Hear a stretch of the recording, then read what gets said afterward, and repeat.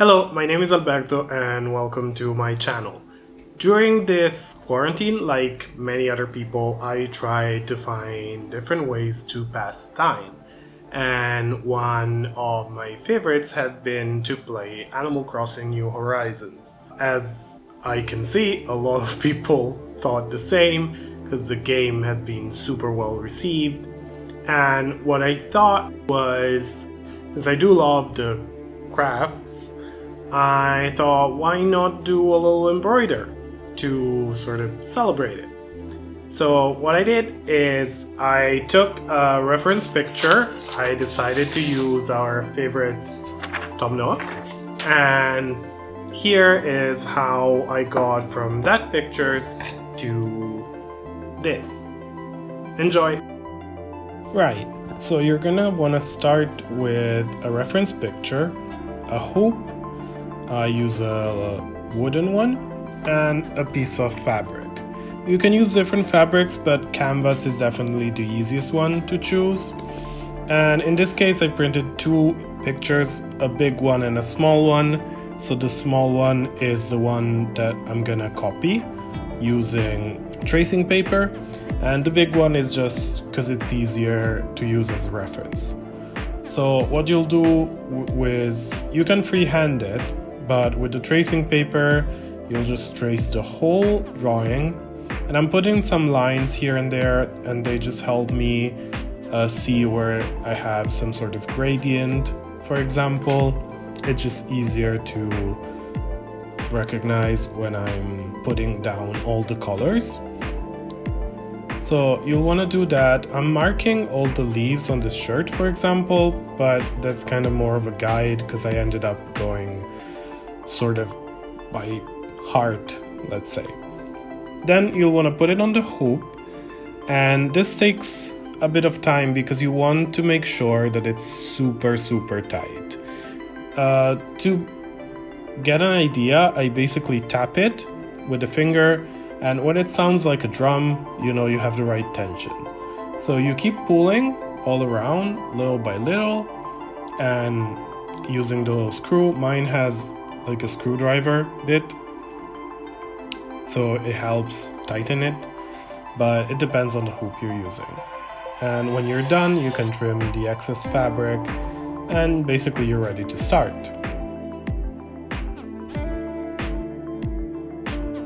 So what you'll want to do is, I put this on the stand that was included with the thing, but I ended up taking it off because it's just easier to keep it in your hand. I was trying to get it to show better on camera. So you want to choose the best colors out of your threads. I didn't have perfect match, as you'll see, because you would definitely need so many shades, but in the end I think it came out well anyways. I'm starting with the eyes. I have a 3-strand thread, so you separate the main one, which is 6-strand, ended up with a 3-strand with a big needle, a needle big enough that allows you to thread the whole thing. And I start doing an outline first, which gives me sort of a raised platform, let's say, for the next stitches, the final stitches to go on, so it's gonna look a little raised. And this is what you usually do for the satin stitch in embroidery. So I do a little outline, and then I'm gonna do some lines that go in the opposite direction to the one that I'm gonna do finally. So I'm gonna do basically horizontal lines in this case, and then the final stitches are gonna be vertical. You don't really need to do this, you can go in the same direction.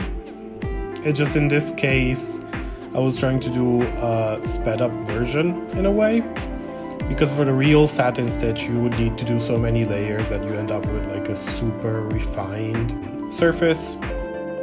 And in my case, it's just, again, a little sped up because it's a very big piece.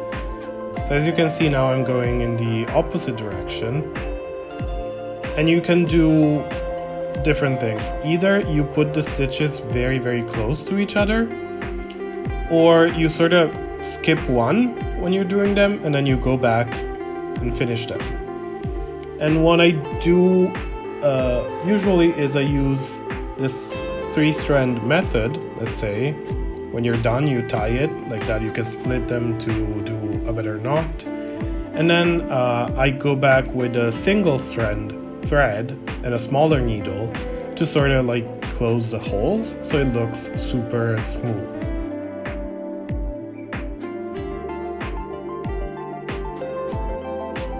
So I did both the eyes, and now I'm doing exactly that. I'm going back with a smaller needle and a single thread and basically closing all the gaps that you could still see, so to end up with a very compact design, like all the threads are very close together.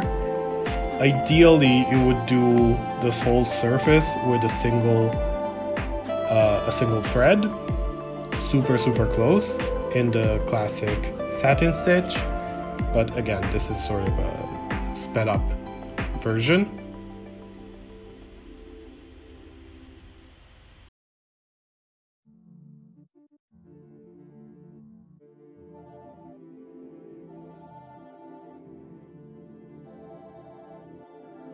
It also helps if you sort of slightly comb them or massage the threads with your finger when you're going. It helps them to keep going in the same direction, because sometimes they slightly move, especially when you pull the thread through. So I did the same thing basically for the white part, just very tiny stitches and the eyelid. And now I'm gonna move on to doing the little mask, the little Tanuki mask. So here you'll notice I didn't do the outline. The reason for that is this bit is gonna be part of the face. So I didn't want to have an extra level raising the threads. I preferred it to sort of merge together. As you can see, I did all the horizontal lines, and then I'm going vertically, still with a 3-strand thread. I'm going all the way, and basically I'm gonna complete the whole mask bit, doing that very close to each other, stitch by stitch. If you end up getting some sort of gap, you can always go back. It doesn't really matter too much. The important is the result.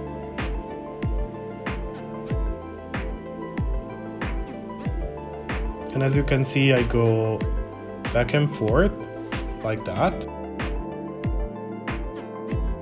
And basically you enter the next stitch right on the side of where you came out with the needle, and that helps you keeping a clean back, because otherwise you basically would get the same amount of thread on the front and on the back if you went in the opposite direction. But doing like that, so where I come out with the needle, I go back in slightly on the side, and that keeps the back very clean, because I basically get a line on the back, which is sort of the outline where I stitched in and out, and on the outside, which is the right side of the work, I get that basically completely covered in thread. That's kind of the basics of embroidery, really. There is so many different stitches, but this is pretty much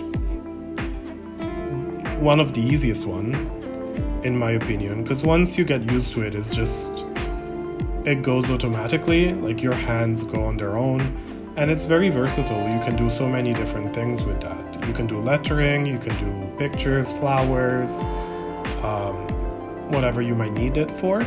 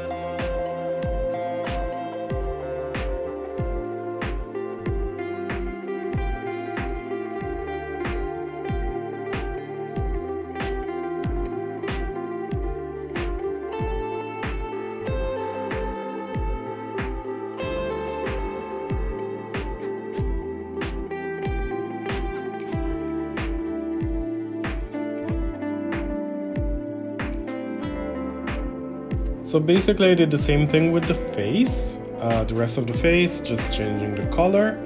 And now I'm going on to the shirt. I started doing the vertical lines, which are the foundation, on the whole shirt because I can still see through it to see the little leaves all over. And now what I'm gonna do is I'm gonna completely cover with the thread one side, but basically I'm gonna use the other side as sort of a template, which is gonna help me get the placement and the size of the little leaves on the design. Yes, I'm gonna use as well the reference picture, but at the same time it's just so much easier to have the drawing there. And there is some ways you could like slightly move the threads with the needle so to see the design beneath it, but I mean it's just easier this way. Also at first I thought I would completely copy the leaves, but I ended up sort of going with my own placement, which didn't change that much from the original, but still it's not exactly the same.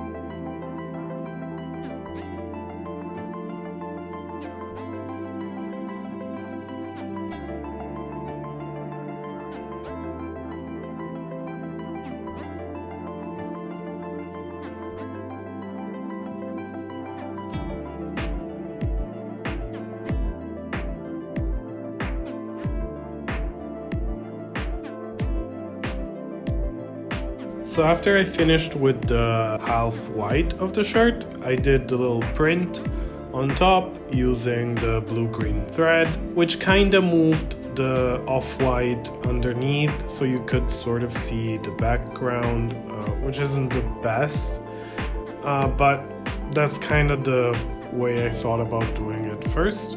So I ended up having to go back with some off-white to close the gaps, basically.